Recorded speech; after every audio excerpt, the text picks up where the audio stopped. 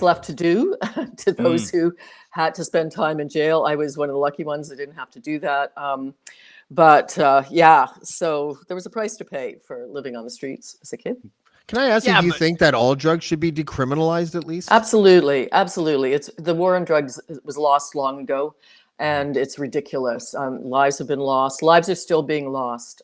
People are dying of overdoses, and that's absurd and it's unethical. It's you know, they need help, and we should look to Portugal and jurisdictions where they have decriminalized drugs and where people can get help if they're addicted, and where people can just have fun if the drug is not addictive.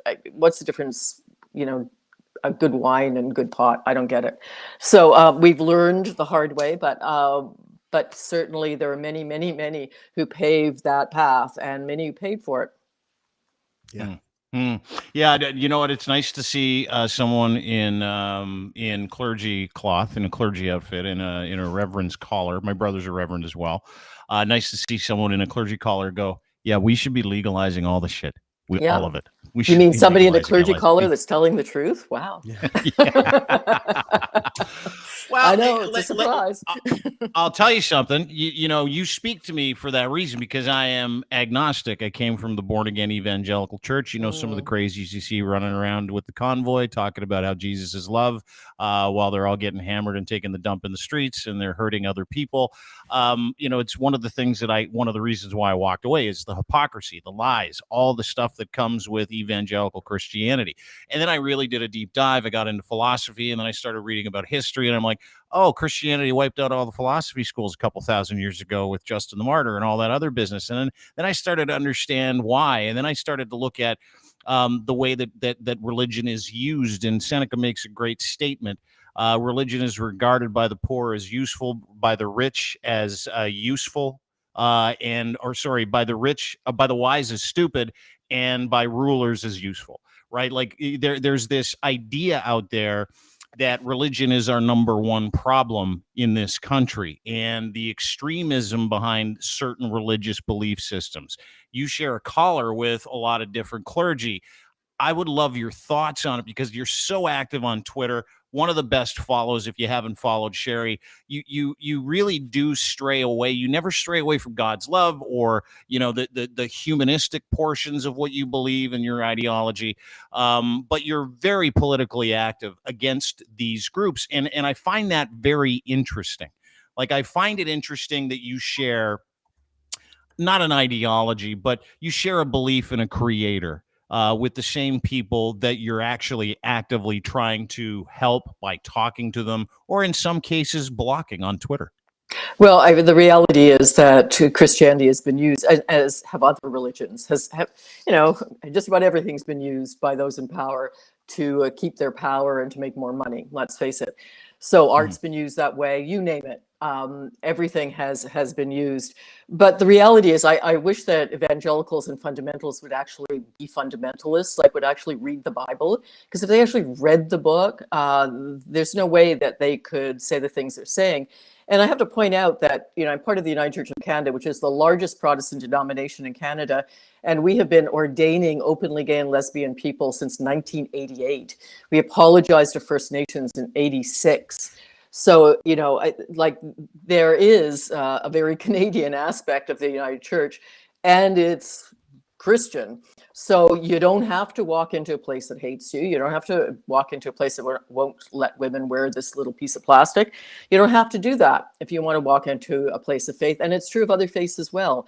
Right now at our church, we host Cheri Dinovo, which is this wonderful Jewish congregation with a woman at the head of it. She's a cantor, and they're inclusive of queer folk too. And also Unity Mosque, which is inclusive. Shout out to El Farouk, who's the imam there. That's inclusive of queer folk, where women sit amongst the men, etc. So there are these options, right? And so, you know, yeah, my major battle has been not with atheists and agnostics. It's been with Christians who, you know, quite literally in some ways, you know, dump out the baby with the bathwater, the baby being Jesus. So, they're the problem. And that's because they are no different from state. That's where church and state get together and are the worst possible match. Yeah. And I'm really, really glad that I'm so happy you're here because, it's one of the things that my parents have really struggled with. I come from a Christian family, right? I've abandoned the faith. I'm what they call apostate. I'm sure you understand what that is. I understand the apologetics, I understand the policies, I understand the Bible. I've read it back to front. I can recite the New Testament, the Pentateuch. I can do most of it. So I can walk into any liturgical meeting with anybody and I can say, let's talk about the problem that we have here. And the problem that I see here is very, very simple, right? Is that there's a certain group of people in this country who truly have shut out government, citizenry, and their neighbors because they believe they take orders from somebody else.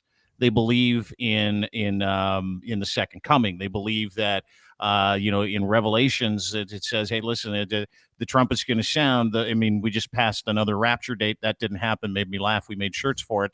But there's this idea that sits out there amongst a lot of different extremists that I watch you battle on a daily basis on Twitter at Cheri Dinovo. By the way, you can follow Cheri; she's terrific. That they're not accountable to the laws of the land. And going back to reading the Bible, that's specifically in the New Testament, is you give to Caesar what belongs to Caesar. You pay attention to the laws of the land and you serve those masters, even though you serve me as your masters in a world of faith.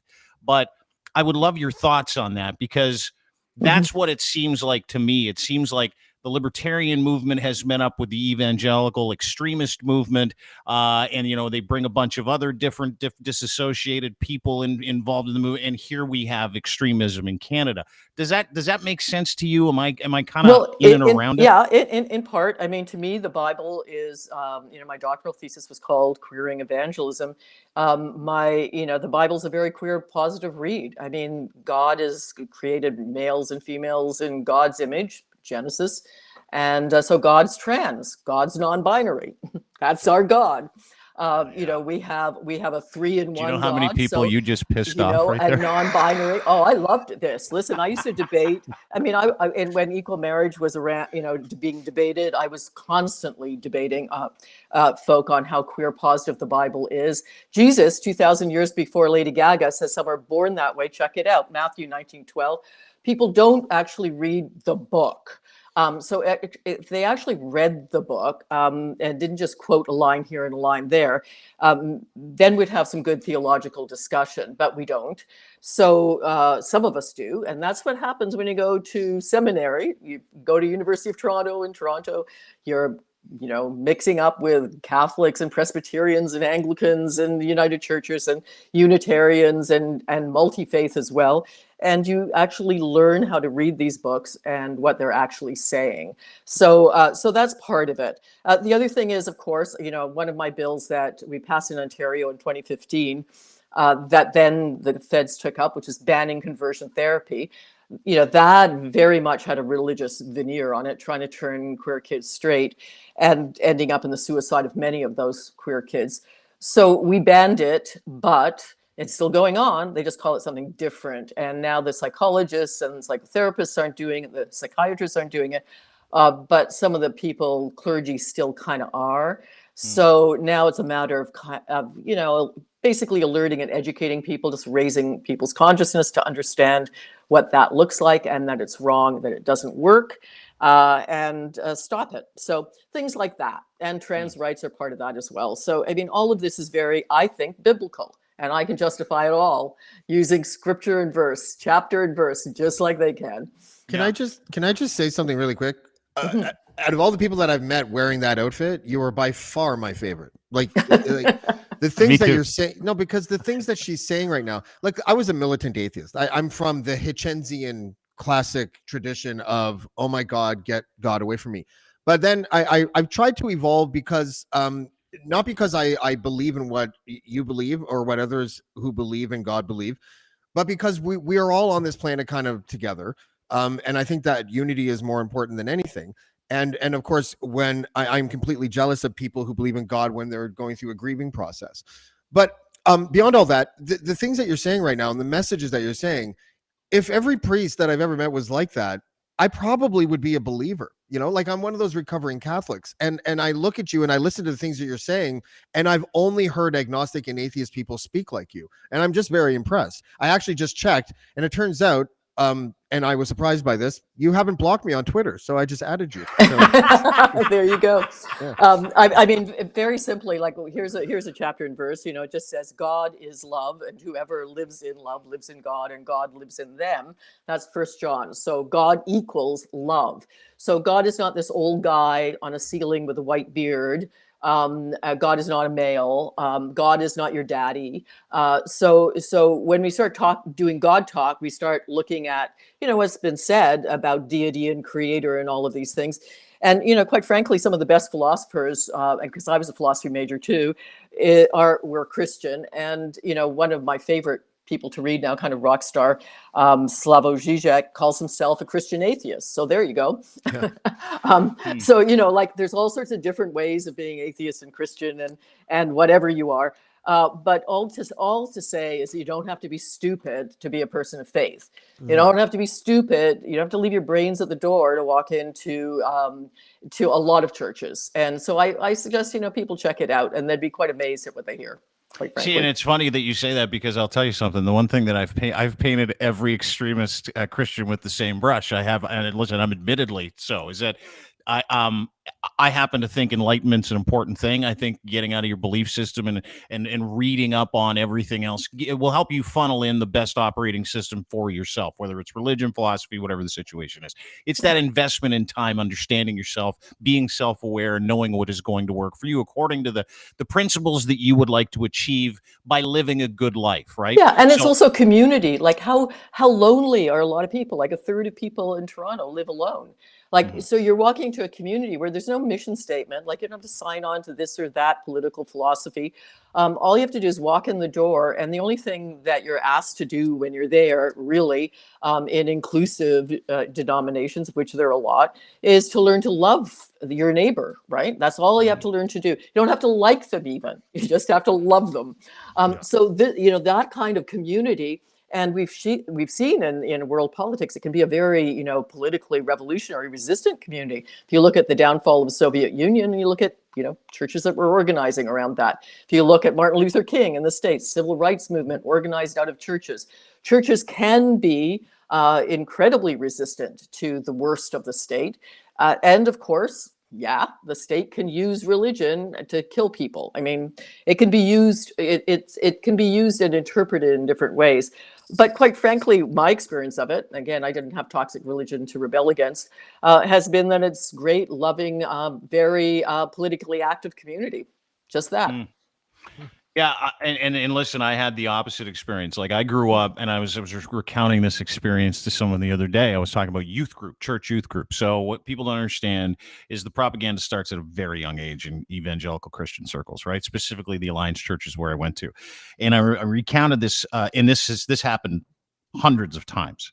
Tuesday was church youth group.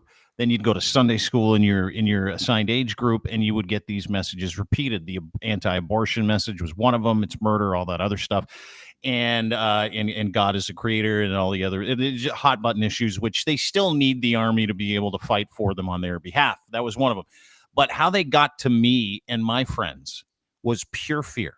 Pure fear. It was, listen, if you don't accept Jesus Christ into your heart as your personal savior, and you go to sleep tonight and die unexpectedly in your sleep, you're going to hell. So let's make that decision right now. And then they went to great lengths to describe what hell was like. It's like being in a hot tub full of burning coals, but forever. Forever and ever and ever. What 15-year-old isn't going to shit his spiritual pants and go, you know what? Count me in, because I don't want to burn forever in a hot tub of coals. I mean, I can't imagine anything more unchristian than that philosophy. I mean, Jesus, being crucified, there's a thief next to him being crucified who he doesn't know at all. And the thief only turns to him and says something pleasant. And then Jesus says to him, "Today you're going to be with me in paradise." Like, when I was an atheist, I thought it was a lie, but what a beautiful lie. Like, and to the stranger who didn't even know, who was a thief, who was a criminal. I mean, that's out of Jesus' mouth, as well as some are born that way. Check it out. But I mean, this is Jesus, throw the first stone. I mean, come on, this is so anti-Christian. But I mean, this is what happens when you don't actually, read it or study, when you don't know what you're talking about. I mean, the same happens in we've seen this in the pandemic, right? The same thing happens with medical information. You can quote a study here, or a line there, or this rogue doctor over here, not peer reviewed, nobody's checked into it, nobody teaches that stuff in university, right? So, I mean, come on, like you can't just kind of say that the whole field. So yeah, I am both Christian and a Christian, and one of you, I'm reading the chat a little bit here, and yeah, I mean, if love is universal energy, then that's what God is like. So again, I don't believe in that that God, and neither does the Bible. That's not the way God's described there. So and remember, this is written over thousands of years by hundreds of people. This didn't drop out of any deity's lap, right? So this is human writing about human spiritual experience, and some is better than others. And every theologian over the years picks some and leaves out others. That's what theology does. Just like English literature, you have a favorite author, 10, and you have a lot of authors you don't read. Same thing. So this is human stuff, right? It's human stuff, but it's something that a lot of people just refuse to read, refuse to get into. Like the Knights of Nicaea, and when they came up with the Bible back in the 300s or 400s, they don't understand that King James went through that Bible and cleaned it out when he decided to become Protestant, and he was going to have a Protestant England and all the other stuff. And they don't understand the bastardization along the way, and they think that this is God breathed. And you know what, where it really has shown itself over the past couple of years publicly is through the pandemic, right? Yeah. And not just in the people who have, in my determination, been brainwashed by a cult. Those are my words. But I mean, it's there. The reasoning, the extremism, the violence, the abdication of social responsibility in favor of a higher calling. I mean, all those things are there for us to be able to say, for me to be able to say, this is cult stuff. But where I find it even more dangerous and more interesting, Cheri, and I'd love your opinion on it, because you were probably one of the most effective MPs in the history of this country. You passed more bills that help people than anybody else in the history of this country. For 11 years, you represented your riding. You were in politics. And you said when you got out, it was almost like getting off of methadone. And I was dying laughing because the political systems that we see have really adopted or catered to some of those extreme groups, some of those extreme religious groups, to the point where that religion and that cult mentality and the ideology behind some of the more hateful stuff has seeped its way into politics, specifically the Conservative Party. Now, I would love your thoughts, because you're kind of, you've got the mantle and the metrics to be able to say, hey, I did both. I'm doing both. I was a very effective politician. I know how people looked at you back then. I mean, you did what you wanted to do for the people because you're an activist. You were probably one of the very few politicians I would look at and go, that's a politician. But what do you make of religion, specifically extremist portions of it, seeping their way into politics today? Well, I mean, basically, those that want to hurt people will find a cover for wanting to hurt them. Those that want to be homo, bi, transphobic, those that want to be misogynist, those that want to be racist, they'll cover their hatred with some, happy blanket, be it religion, be it politics, be it whatever. I mean, or they're following Kanye West or something. You know what I mean? Like, they'll find a way of covering it up, right? I mean, it's not only religion that does that, but yeah, I mean, it's a very useful tool if you want to use it that way. But that's more why people need to be educated about it, because people need to know in the same way that they need to know about politics, right? If you want to get something done in political life, you got to know how to get it done. If you want to counter the religious right, you got to know what they're saying, and you got to call it bullshit, right? You got to know, and to do that, you have to know what isn't. So it's part of education, right? So, and the same in the medical field, right? If you got to know the studies before you can call someone out for not citing them. So anyway, I mean, yeah, I mean, I totally get religion's toxic effect, but I've also seen over like decades like some incredible, like life-saving, like people get saved, right? I mean, people are fed, people are housed, queer people have a home where they don't have a home. A lot of the queer people that come to my church, have been rejected by family, don't have another family, need community, so, and we're not alone. So, I mean, that's so important. And a lot of the really brave people, like the imam and the rabbi that I mentioned, we get death threats. I get hate mail all the time, more from, so-called Christians than from anybody else, really. The same as in politics. Yeah. Oh, absolutely. Absolutely. What, I've been what? condemned. First of all, give me an example. Second of all, how's your block game on Twitter? Oh, listen, it's blockety, blockety, block. That's what we do. Somehow I survived, but yeah. That's what we do. That is what we do. Blockety, blockety, block. Yeah.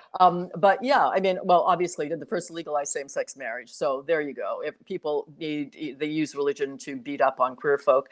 So of course, I'm an apostate for that. I'm going to hell. I've been told I'm going to hell, constantly. I think it's going to be a pretty fun place if people like me are there. So, I mean, this is, yeah. So, I mean, again, nothing Christian about that. No. Nothing Christian about hell, period. You get death threats from these people who say Jesus is love, by the way? You get the death threats? Well, yeah, equivalent to, I got a couple when I was in political life too. I mean, I always know it when it comes. A lot of it is sort of, when you get the handwritten letter, that's more the religious hate mail.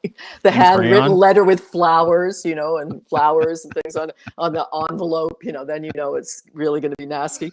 Yeah. But I mean, just blockety block on Twitter. I mean, Twitter, there's nothing nastier than Twitter. Come on. Yeah.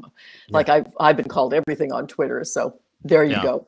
Can I just say something? You were my MPP. I'm a disciple from Cowan Avenue, and I used to see you. Cool. I used to see you a lot walking around.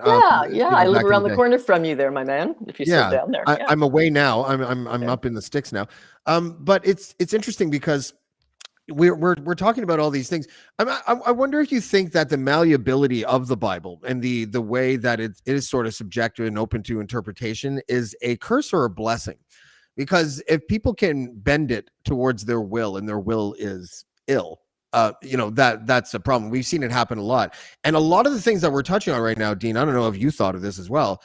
The politics mixed with religion, the pray the gay away thing, which in the example I'm about to cite, they used chemical castration in this church. And the Plymouth Brethren Christian Church, they have all of these things that you guys are talking about is prevalent. And the fact that this anti-gay hate and rhetoric and anti-gay hate rhetoric, they did a whole campaign when we legalized gay marriage in Canada, where they became boiler room telemarketing and letter sending petitioners, and they would fraudulently sign 100 letters each, different names, and send it to conservative MPs.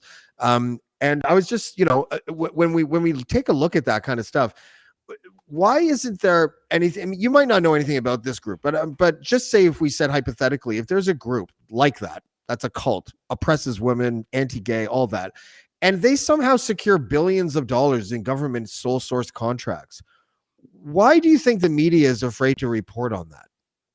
Well, good question, right? I mean, we all have our views of mainstream media, and most of them are, like if it bleeds, it leads kind of reporting, among other things. But I mean, I mean, who knows? If it's hate speech, it's hate speech. I don't care where it's coming from. If people are hurting children, they're hurting children. I don't care under what guise they hurt children. And hurting children is trying to convert them from being, queer to straight. We know it doesn't work. The head of the largest organization that tried to do that in the world, it came out and said none of it worked. So we know it doesn't work. We do know that it works to get kids to kill themselves. And the Bible's written by people. It's written by humans, just like every other book, right? So there's lots of stuff there, but there are themes. And the themes that come out of it are the themes that actually are behind most of our ethics and values. So you don't have any politics without ethics. So what is, what do we consider valuable? What is right? What is wrong? Is there such a thing? And so that's where the discussion starts. And scripture is part of that discussion. I mean, that's what religion is. It's looking at those discussions and talking about those issues. And I find that endlessly interesting, right? Like what is, good? Who is good? And what does it mean to be bad? Is there such a thing? Does evil exist? What does love look like? All of those things. That's ethics, it's values, it's faith. So, and there's no one right answer, but there are biblical themes, right? And this is without a doubt, this is why you have the civil rights movement coming out. This is why, probably one of the best expressions of Christianity in the world, according to some prominent, people like Dietrich Bonhoeffer and others, in the 20th century is like the Black church, in the Black church that really birthed Martin Luther King and many other activists who came out of that church and, called governments to account. So, yeah, like anything else, like read a book and then argue about it. Any book can be taken in different ways. So that's what we humans do. And I think there's some joy in that. It's interesting. I love good debate. Yeah, I did too, except when you're having a debate with somebody whose mind is made up and they're not interested in having a debate, which is kind of part of the theme that we've seen kind of arise over the past couple of years. It's like, let's talk about it. Let's talk about, vaccine mandates. And I'd love to get your thoughts on that, because I watched the Emergency Acts hearing today. And listen, as someone who spent 11 years in government, if it's that boring, I will never, ever, ever, ever admit to doing anything for the government. That hearing was so boring. It was more like an ad for black drapes than it was anything else. It started off with Justice Rollo going, let's talk about sockeye salmon for a minute, shall we? And then it just kind of turned into like, and we'll talk about it because Sheep King JB is going to be along, and we'll break it down with James and stuff in a bit. But to that point, as an activist, someone who's in the government, and taking your collar off for a minute, where do you put? Because you're a big activist. I mean, you a lot. I'm sure you're protest queen. You're one of you love protest. You love a good protest, specifically if people can be helped. But like what we saw in Ottawa was not a protest. But where do you draw the line when it comes to being able? Because that'll be one of the key functions of this hearing, is figuring out what's protest and what isn't, right? Well, for sure. And what was happening in Ottawa, let's face it, they had Confederate flags, they had Nazi flags. I was speaking to a social worker who was working in the Ottawa area and said that queer people of color, anybody that wasn't wearing a little, Canadian flag was subject to harassment in certain areas of Ottawa, couldn't walk around safely. This is a huge failure of, what should have been reasonable policing from the get-go. Like what I never got from the very beginning is like, if I park illegally on my street, if I were just to park in the middle of the street, how long would it take to tow that car? Minutes, 33 seconds, actually. Yeah, the time is 33. They're watching us always. So like all these trucks are coming. You didn't have a fleet of tow trucks there.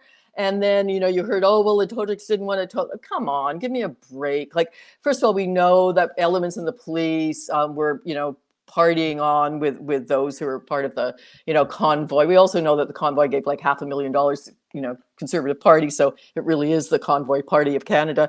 We know what's going on here. Like it's it's a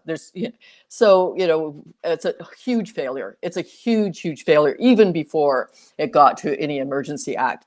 And remember, in 1970, the War Measures Act was brought in, which was far more egregious. It was a kidnapping, albeit of a politician, but still a kidnapping. The entire country lost its civil liberties. Entire country. Now the Emergency Act is, absolutely downplayed from that. It doesn't, have this, doesn't have the same impact. Thank you Jesus, thank you God. But the reason that it ended up there is because of the failure all the way along the chain. And just simple things like if a truck is parked in on a road, tow it. I don't know, like it's shocking. And but what they do, Cheri, right? But what they're trying to accomplish, like Keith Wilson, and by the way, the Freedom Convoy is now a company. It's a number company, and it's called Freedom Corp. No word of a lie. Freedom Corp's lawyer sat there today. He's like, none of this stuff that anybody thinks happened to happen. It's all bullshit. And then Keith Wilson was he gave an interview on CBC shortly after that. He's like, it wasn't as bad as people said it is, and it's their constitutional right to protest. You love the constitutional right to protest, but was that a protest? Well, protest by who is more. I mean, there was huge amounts of money behind this. I mean, we saw how much money was raised by them in fundraising sites. Like, we know that. So this is not your average protest. Give me a break. This was a lot of money behind this, and it was a lot of money from outside of Canada behind it as well. And what kind of protest harasses people? To people that lived there, it was chaos. They couldn't work. I heard stories of people, for example, who had phenomenal disabilities, like were paraplegic, that needed assistance to live, to eat, to do anything, that were stuck on their own for days in their own waste, with starving, because people couldn't get through to help them. Now, so I mean, what should we do in light of that? Well, first of all, look at the policing, which was non-existent. Look at the collusion, which was clear, and start reforms going forward. I don't see any of that happening in Ottawa, but I mean, absolutely, it was horrendous. I mean, what are they protesting? They weren't even, at that point, mandates for the most part were being dropped. At that point, a lot of people weren't wearing masks. Nobody was forcing these people, unless they wanted to travel and be around a whole lot of other people or in the medical field. This was ridiculous. And it's always been ridiculous. It's not about freedoms. I mean, are we free to wear a seatbelt? Are we free to murder someone? No. I mean, my responsibility starts where your freedom, is, and vice versa. So in any democracy, we're going to have laws, and we're going to have to enforce them. Anyway, we all know who these people are. We know they're right wing. We know where they're coming from. We know that they're subject to a rabbit hole of disinformation on places like Twitter, and this is not reason. This is not a legitimate protest. This is simply an extremist outcropping of people who are extremely well funded, and most have a lot of money behind them. Now, having said that, I think it's legitimate that if the average Canadian salary is like 50,000 something, you can't live on 50,000 in any Canadian city. Like, you're in debt. So the average Canadian and a lot of small business suffered hugely during the pandemic, and governments dropped the ball. They did not support our small business enough. They did not support people enough. And so everything got worse, and we're still barely recovering from it. So governments played a role in bringing this on too. So let's look at culpability, and believe me, it's far and wide. Yeah, no, it is. Go ahead. Can I just ask the mistakes that the government did make? I'm not playing devil's advocates here. I just think that the government handled it wrong. I think the police handled it wrong. I think the protesters handled it wrong. There was a lot of bad actors and everything. But what about the weird circumstances that led to governments like freezing bank accounts and things like that? I know it didn't happen to a ton of people, but the idea that I was left with was that it wasn't how they protested as much as it was what they were protesting. And I found that led to a lot of decisions made by police and government that maybe wouldn't have been made if they were protesting something like for a clean environment. But if they did it in the exact same way, it would have felt like the government's reaction might have been different. And I know the pandemic, there was a lot more at stake, people spreading viruses and spreading rumors about vaccines. But just on those little points about, like I saw a headline I think it was the Star of the CBC. If someone attended the convoy protest, should you be allowed to fire them? And I was like, really? Like that's where it's at now? Like, so was it what they were protesting or how they protested? Yeah, I mean, it was a bit of both, right? I mean, these people shut down in a city, in a downtown, which caused harm to, and billions of dollars of tax loss. But I mean, also just ordinary people couldn't get what they needed, and their rights were all infringed. I mean, this infringed the rights of, hundreds and hundreds of Ottawans. And, we can ask, and there's a lot of blame to go around. I even look at progressives in the left, like, where was the counter demonstration? I mean, there was that Battle of the Bridge, which was kind of cool. People said, not here, you're not coming, farther here. I mean, and again, they had to do that because where were the law enforcement agencies? Nowhere, not doing their job. So there's that. And of course, just scientific information. I mean, we live in a world of such disinformation now. I mean, we did vaccinations. My goodness, I have old people in my congregation that had polio, that were, stuck with polio, and would have, I mean, their lives would have been changed with the polio vaccination. Smallpox eradicated from the planet, now making a comeback, by the way, but, eradicated. Why vaccinations? Like, vaccinations against measles have saved birth defects, saved us from birth defects. I mean, this is absurd. And there's no scientific basis for it. It's been proven over and over and over. And yet this information isn't getting out in a way that people are being able to hear it. So again, problems. Well, you can look to maybe the underfunding of our public education system for a start. But I mean, talk to any Eddie. Anyway, I mean, the Lancet, British Medical Journal, any of the major medical peer-reviewed journals will have the same line, say the same things. Like, this is like the earth is round, guys. It's not flat. Just, but we're back to that conversation, aren't we? Like, the earth is flat to some people.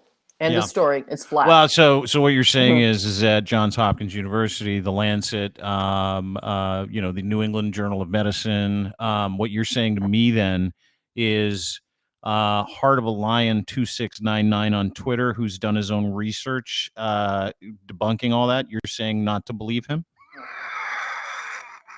Yeah. And again, there's always the shred, this kernel of some kind of truth, right? Yeah. I mean, we all get the billions that Big Pharma has made during this pandemic. I mean, and they hang their hats on that. They're like, hey, listen, billions. I know. I mean, but just because they make, yes, we can question that.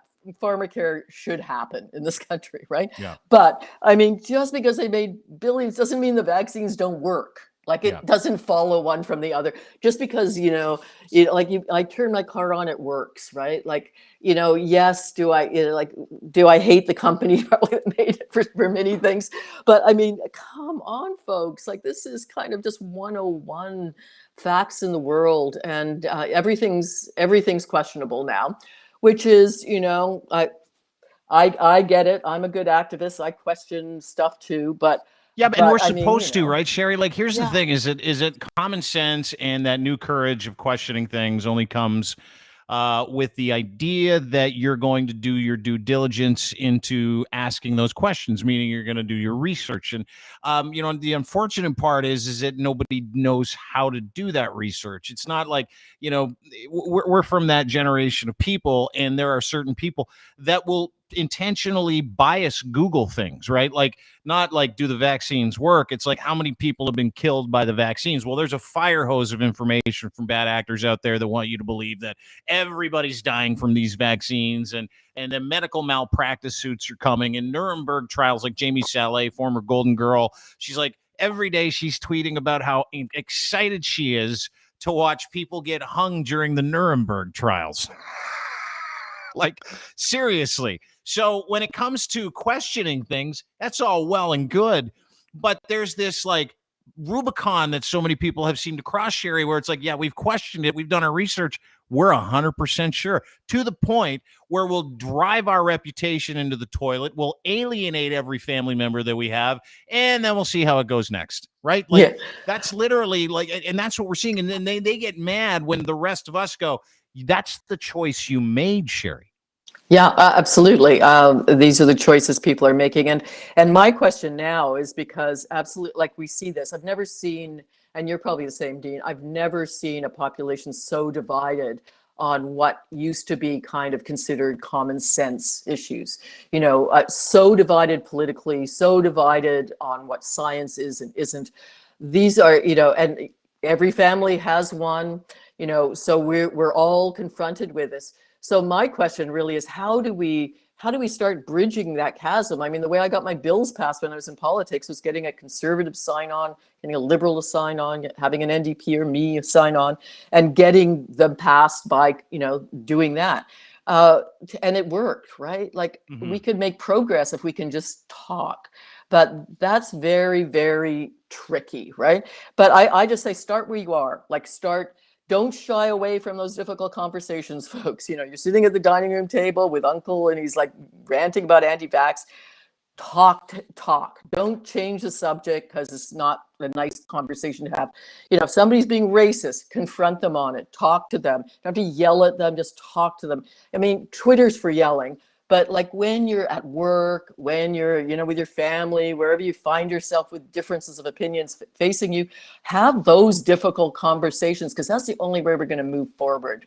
That's the only way we're going to move forward. And that is the challenge. We got to do this. We can't see this getting worse.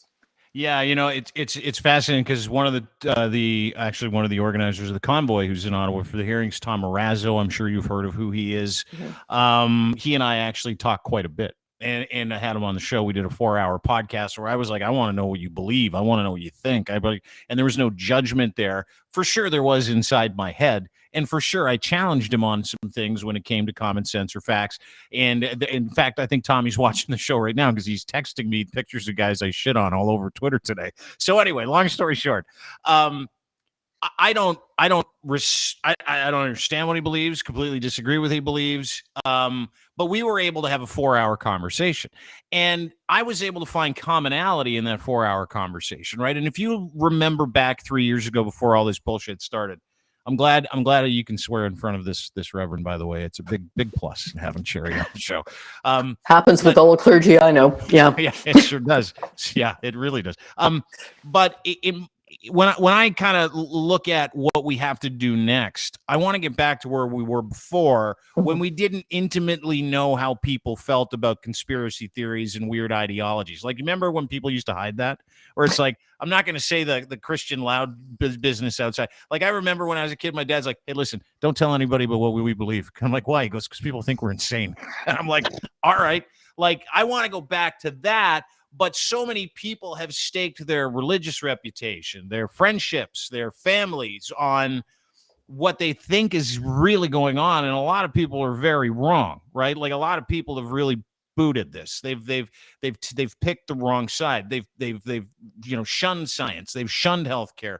They've shunned civics. They've shunned the laws of the land. They've shunned the Charter of Rights and Freedoms by doing these things that they're doing, right? And telling people that the reality is their reality, not the one we're actually going for. 88% of us are going through, who are fully vaccinated in this country.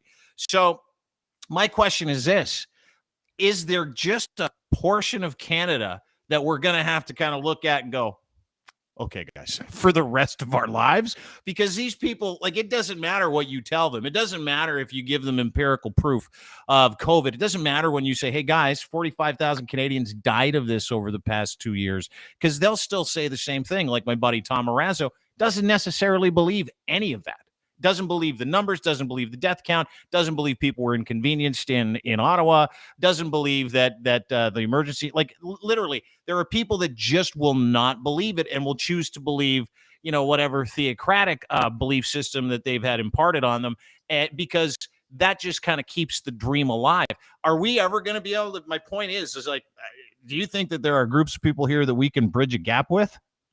Well, maybe not all, but certainly some. And I think that unless we make the effort, there's going to be, this is kind of a catching disease, So, I mean, we've got to start talking to each other. We've got to start, being reasonable because and I know a lot, for example, you can debate the numbers. Well, 45,000 didn't die, blah, blah, blah. Well, that's what healthcare professionals are there for. Like, take a trip around a hospital, like watch somebody being intubated, people are willing. Most people I know from both sides really are willing at some point, not on social media, but on some point, to like sit down and talk to someone. And I find I have these conversations a lot when I don't shy away from them. Had one in Vancouver where this guy was talking about, immigrants with different value systems. And he was talking about, gay rights and women's rights. And I said, the women's rights that I see most attacked are by Christian white Americans, with the overturning of Roe versus Wade, Yeah. And then when you start like using reason with people, but you're not screaming at them, you're just having this conversation, then sometimes the light goes on. And actually studies have shown out, out of universities, that it's actually kindness. It's actually, finding some degree of camaraderie with someone and then having these difficult discussions that actually changes people's minds more than yelling at them. So, I mean, Twitter is for like minds, got it. I just, blockity block, people who are outrageous, got it. But I mean, in life, as we live it day to day, you got to talk to your relatives, you got to talk to people. Yeah. And people's minds do get changed. I mean, yeah, including ours. Got to be ready to change your own mind too. That is Just so so you true. know, just so you know, I am never changing my mind about anything ever again, Cheri. I know, because like we're right about everything. What am I going to do? What are we going to do, Cheri? We're going to change our mind from being kind and full of love and being right about everything. Oh, there's nowhere to go from there, Cheri. We're at the dead end of happiness. So enjoy the misery. Yeah. But I think like you hit the nail on the head, Cheri, because when the pandemic started, I don't know, Dean, if you remember, but I remember. I was of the mind that, the way that we were talking about people who were vaccine hesitant, or even the anti-vaxxers, or whatever you want to call them, even saying that sometimes made me feel a little bit, because I remember at the time saying to you, Dean, that we are going to help culminate and have these people dig in if we bully them.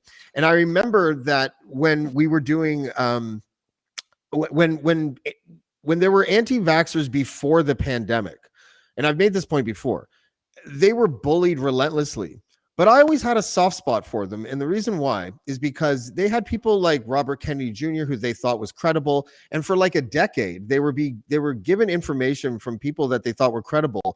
And so they were motivated by the safety of their children, who they thought were being put in danger by being injected with vaccines. Now, how misguided and ignorant that is kind of it's besides the point. They were there. That's what they thought. So it took just as much sort of good communication to get them to feel differently about what they thought was true. And I didn't think that the right way to do it was bullying. And I think that we kind of are reaping what we sow a little bit with what we're dealing with now. Without question. And, I have people in my life that feel that way, people that I care for. But I mean, it's still worth having those difficult conversations with folk, because minds do get changed in exactly that kind of situation where people do care for each other, where you're not writing them off, where you're not breaking off the relationship with them. But, you do differ, and you're having a reasonable discussion. And let's face it, that's called education, right? Like that's how our minds were changed as kids. What did we know? We went into schools and they taught us stuff. I mean, we don't know everything. And so if you go with some degree of humility, I think that works. I mean, social media is not the place to do that. But there are lots of places to do that, like workplaces, families. There's lots of places to do that. And I think it's really important to do that. I think people shy away from those. And the other thing we got to remember is, where do people grow up? I mean, there's certain regions and areas that are much more conservative inherently.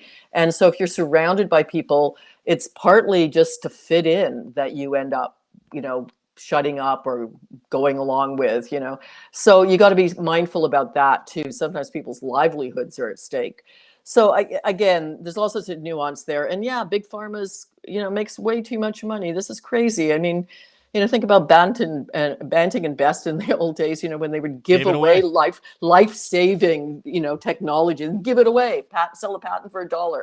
So, I mean, I get the resistance there. But yeah, facts don't lie. End of story. No, they don't. And listen, Cheri, I know you're a busy person, and I want to let you go and do your thing, but I want to tell you how grateful I am that you took a minute to spend some time with us today, impart some actual wisdom on us, inclusive wisdom that comes from a place of of knowledge. It comes from a place of that personal educational investment. You're 100% right. You're one of the most right-on people that I follow on Twitter, and I would encourage everybody to do so. I would also encourage you to go to SoundCloud for her Radical Reverend podcast, which is where you can find it on her website. It's cheridinovo.ca. The podcast is absolutely terrific. You can also check out her list of accomplishments, which are significant for the people of this country. She's passed more private member bills into law than anyone in Ontario's history. I'd encourage you to get her book as well. It's called The Queer Evangelist. You can get it pretty much anywhere you get books, and I would highly encourage that you spend some time in the shadow of this incredible human being. Thank you so much, very much, Cheri. I hope it went well. I hope it's been a blast. It's been a blast, Dean. Can I enjoy it? Will you come back? Yeah, sorry. Will you come I just back? want to know what church you're a reverend at. Sorry to interrupt. It's Trinity St. Paul Center for Faith, Justice, and the Arts. It's on Spadina, just a little bit west of, it's on Bloor Street, just a little bit west of Spadina, I should say.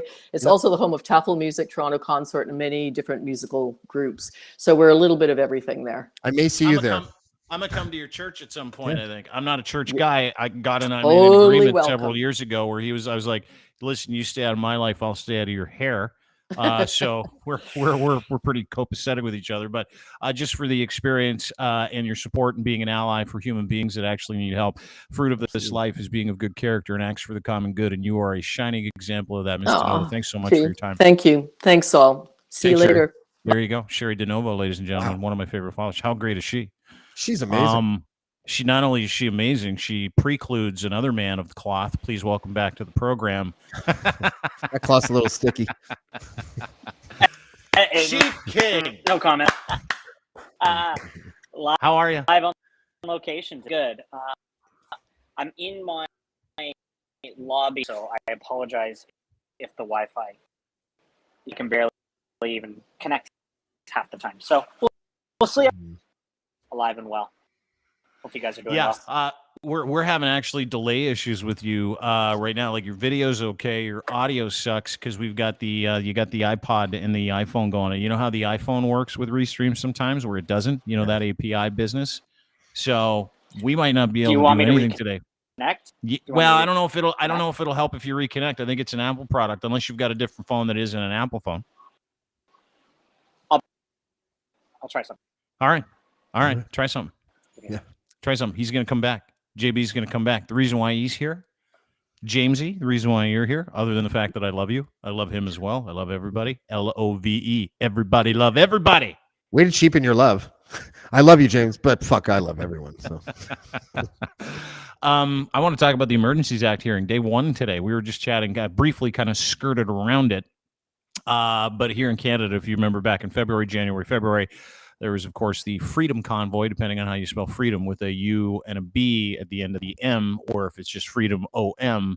Yes, I'm trolling. I enjoy doing it. No, I enjoy bullying a little bit. That's too. like true dope, though. You know, True Dope. Yeah, I call him True Dope as well. I think he's a tool too. So I've got no issues calling people. You know me, dude. Name calling is like my best thing. Yeah. Like my friend Vivian, she's like, you need to stop calling people names. I'm like, I don't think it's going to happen. I just personally think. The worst one that I've ever heard was Falsto. Falsto. Never heard of it. That's what these right wingers were calling Trudeau. They were calling him Falsto. Oh, because it wasn't true. Yeah. JB, you there now? I'm here. Is the delay fixed or no? Not really. Not specifically.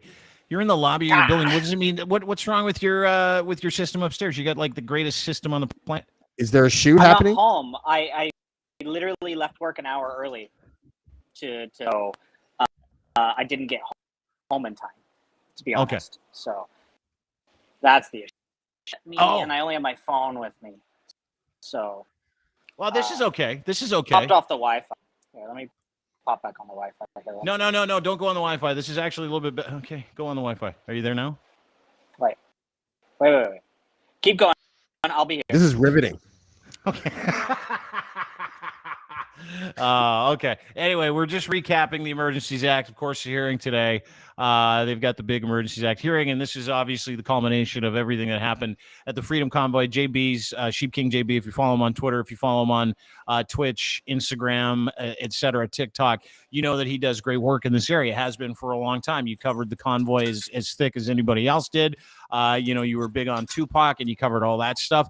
I don't know if you got a chance to kind of summarize any of what happened. Day one of the hearing went pretty quick. It started like 9:30. It was over by 12:30, 1 o'clock. I watched all the shit. Did you able to disseminate anything from it today, Sheep King? Yeah, so because I was working, so I was able to tune in for about 5-10 minutes, and then I had to stop watching. But basically, when I could watch, was the lawyers that are actual lawyers for a living. They seem to have been able to lay out the preliminary sort of effects of the convoy, and when we started to get into like what is a pandemic and when did you saw them being lawyers, right? They understand that this is a 6-week process, and we are going to have this process. And then you turn to the lawyers and counsel and individuals that were the convoy or were pro convoy, I should say, and they just wanted their 15 minutes of fame. And my favorite kind of smacked down one of them and said, when the guy's like, "Oh, I'm going to talk now," and then this person's going to. We were only supposed to have one person talk to provide their opening statements, and he let it go this very professionally and firmly said, "Not next time, guys. Get your shit together," which I appreciated.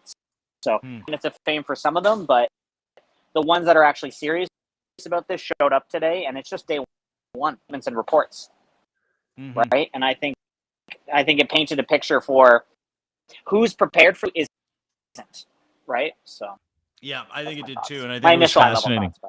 No, I'm glad. I that's what I wanted, and I want to get that from James as well. But I mean, this is a culmination of like most of the division and hate that this country has seen over the past several months. I mean, the convoy was what it was. This is a fucking big deal. This is a worldwide issue.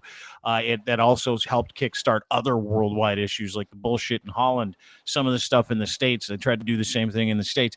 But to that point, and this is something that doesn't get talked about a lot. Cheri kind of touched on it broadly.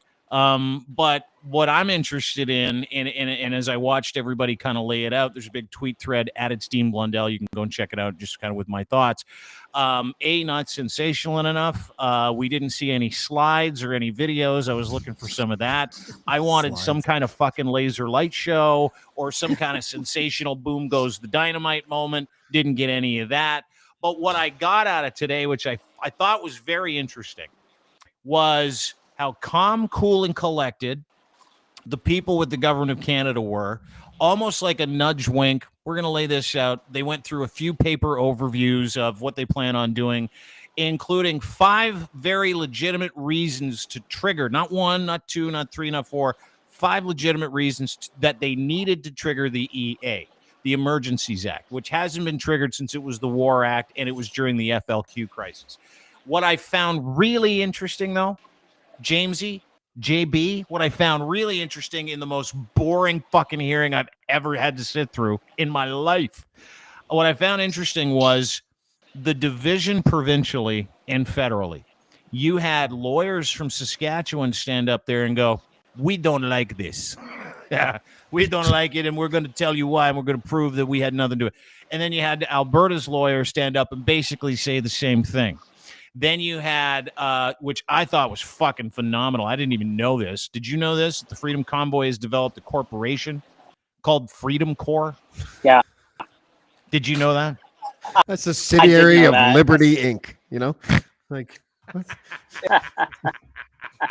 Yeah, they Freedom. These proving what they're all about. Yeah. And that lawyer stood up there and he basically said, "We don't give 2 fucks. We're going to do whatever we want. We're going to be who we are. And fuck you guys." And that was amazing to me because you had entire provinces, a lot like in the United States with Texas, who doesn't think that they're part of the United States, right? That in my estimation. And then you had a guy from Freedom Corps, who is now an organization, stand up there and go, "Listen, I got to tell you guys, what you saw was not what you saw. what you experienced is not what you experienced. What we experienced is the truth, and we're going to bear that out. That not only did we do nothing wrong, not only did we not inconvenience anybody, not only did anybody not get hurt during this whole thing, we happen to think that that we're going to prove completely the otherwise, that this was totally and completely wrong. Using the Emergencies Act to clear out an occupation that was 3 weeks long, that had mentally and physically affected tens of thousands of people in the downtown core. He seemed to think not only did nothing that we said happen or nothing we saw happen, but the response from Ottawans was no big deal, JB. Mm-hmm.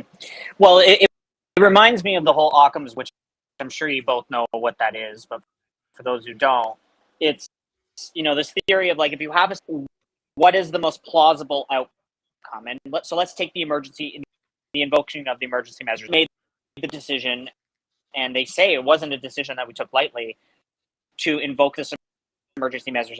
Break down the two scenarios.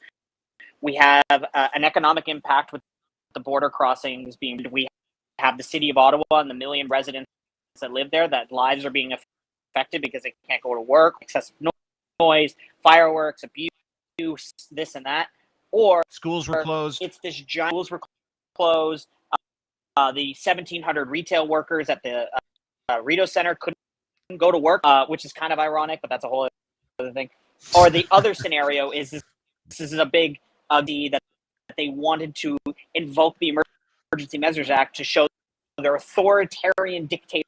Like, what is the more plausible situation out of that, right? The border crossings happened, right? We tweeted out today, kids lining up across the border crossing. Yeah, using in kids Windsor. as human shield in front of the Windsor border, yeah. Right. Like this is not deny facts. Like, and when I cover, I always point, like, this isn't like Karima or people that are covering this. I'm showing things that these people showed themselves. They videotaped this themselves in the States. They documented this whole thing themselves. And now they're like, well, wait a minute. It wasn't one pointing a camera at the cop. And then when the cop asked you to move, you said no. And then the cop scooped you up. Like, you recorded this yourself. Like, it's just like doing foul when you're the one recording the foul. That and you're telling us that what you saw, which we recorded, isn't real. And to that point, fascinating to me, right?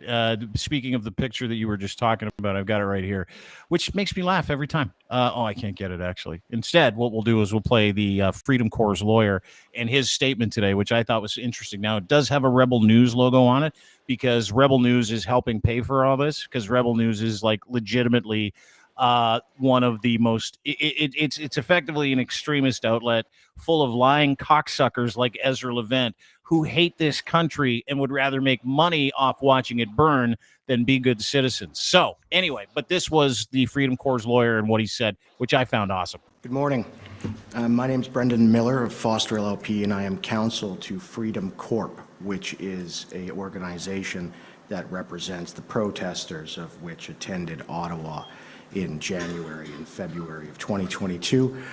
My colleague, Ms. Beth Sheba Vandenberg of Foster LLP, is my co-counsel on this matter, as well as the solicitors of record, both Mr. Keith Wilson, King's Counsel, as well as Ms. Eva Chipiuk, who is counsel to the convoy. With respect to sort of everyone's given an overview of the theory of their case, it is our view that there was no justification whatsoever to invoke the Emergencies Act. The Emergencies Act requires several things. One, it could be invoked due to espionage and sabotage. Are you going to hear any evidence about espionage and sabotage? The answer to that is no. Two, it could be invoked on the basis of clandestine or deceptive foreign influence, or foreign influence that involves the threat to a person. Are you going to hear evidence about that? The answer to that is no. It also could be invoked on the basis of threats or use of acts of serious violence against persons or property. Are you going to hear evidence of violence against persons or property? The answer is no. Lastly, it can also be invoked if there is a group or persons trying to destroy or overthrow by violence the system of government of Canada. Are you going to hear evidence about individuals trying to do that? The answer is no. And the answer is that there was no reasonable and probable grounds to invoke the Emergencies Act, and that the government exceeded their jurisdiction, both constitutionally and legislatively, in doing so. Thank you. Yeah, nice hair. Nice hair. Yeah. Doesn't look like a salad guy either. James, your thoughts? Well, I just think that that last point that he made is completely ridiculous, because the crayon on the paper clearly showed that they were trying to take over the government. That's what they stated their objective was. Right. And I was never really a big fan of them calling the Emergency Act. I don't know if they could have done it without it, whatever. Like, you know, I also have this disease where every time Trudeau speaks, I think it's political, and I never think it's for what he's actually trying to do. But be that as if he's making that point that, the Emergency Act could be invoked if there are people that want to and take over the government. He used a phrase, though, and I think the phrase that he used just before he said take over the government was actually him legalese it, because I think that was the one point that the government did have on their side. And if you do you mind playing just the last part of that statement again? Because he used a phrase that lawyers use sometimes, when they have that transitional phrase where it's like, oh, like when celebrities go, I don't intend to do this, and then they end up doing it. Yeah. He said something like that. Sure. Lastly, it can also be invoked if there is a group or persons trying to destroy or overthrow by violence the system of government of Canada. Are you going to hear evidence? Yeah, trying to overthrow. Canada. That is not the talking, key phrase. Yeah. Does that make sense? Yeah. The system of the government of Canada. That's what he's trying to overthrow. So if they write it in a statement and put the paper.